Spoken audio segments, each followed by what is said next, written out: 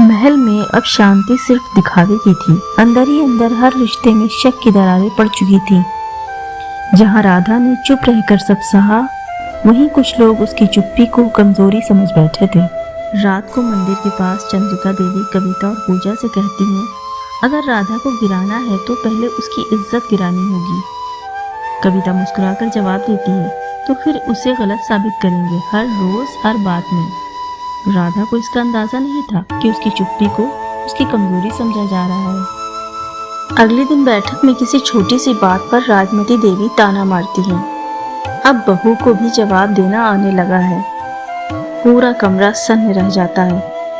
राधा धीरे से बोलती है, माँ जी, अगर चुप रहना सही होता तो सच कभी बाहर ही ना आता। सब चौंक जाते हैं। ये पहली बार था जब राधा ने अपनी बेइज्जती पर आवाज उठाई। अधिराज उसे देखता रहा।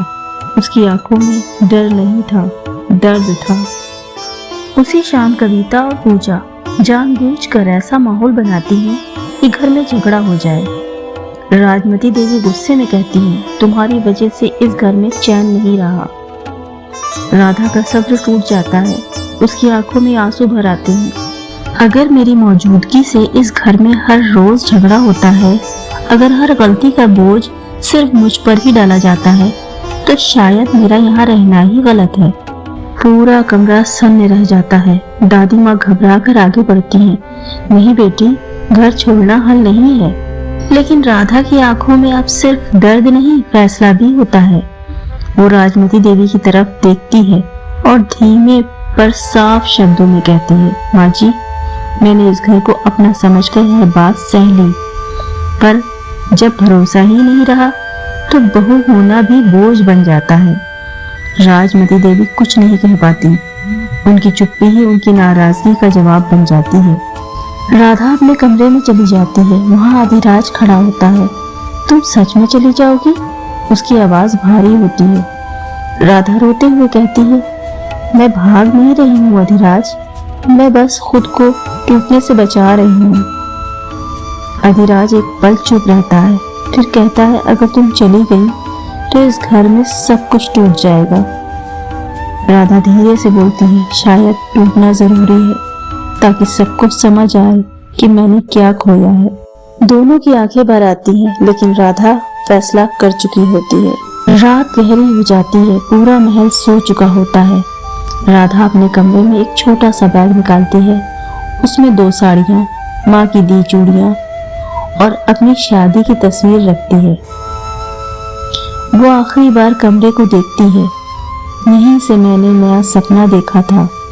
फिर चुपचाप दादी माँ के कमरे में जाती है। दादी माँ जाग रही होती हैं। मुझे पता था तू आएगी। राधा दादी माँ के पैर पकड़ लेती है। दादी माँ, अगर मैं रुक गई तो रोज मर जाऊंगी। दादी माँ उसके माथे को चूमती है और कहती हैं, जा बेटी, पर कमजोर बन के नहीं, समझदार बन के जाना। राधा महल से निकल रही होती है और अधिराज बालकनी में खड़ा देख रहा होता है। तुम जा रही हो? वो धीमे से पूछता है। राधा रुक जाती है। हाँ, क्योंकि यहाँ रहकर मैं खुद को खो रही हूँ। अधिराज एक पल चुप रहता है, फिर कहता है, अगर रुकने से तुम टूट जाओगी तो जाना ही सही है। दोनों की आंखें भर आती हैं, पर कोई नहीं रोकता। राधा ड्राइवर से कहती है, मुझे मायके छोड़ दो और किसी को मत बताना। गाड़ी अंधेरे में महल से निकल जाती है। राधा खिड़की से पीछे मुड़कर देखती है।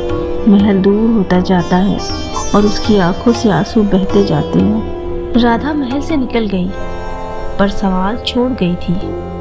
क्या उसका जाना भागना था या खुद को बचाने का साहस?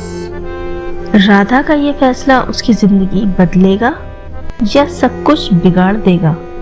जानने के लिए देखिए झोपड़ी से महल तक, सिर्फ रोचक कहानियां चैनल पर। अगर आपको राधा की ये स्टोरी पसंद आ रही हो तो वीडियो को लाइक कीजिए, शेयर कीजिए और चैनल रोचक कहानियों को सब्सक्राइब करना बिल्कुल ना भूलें।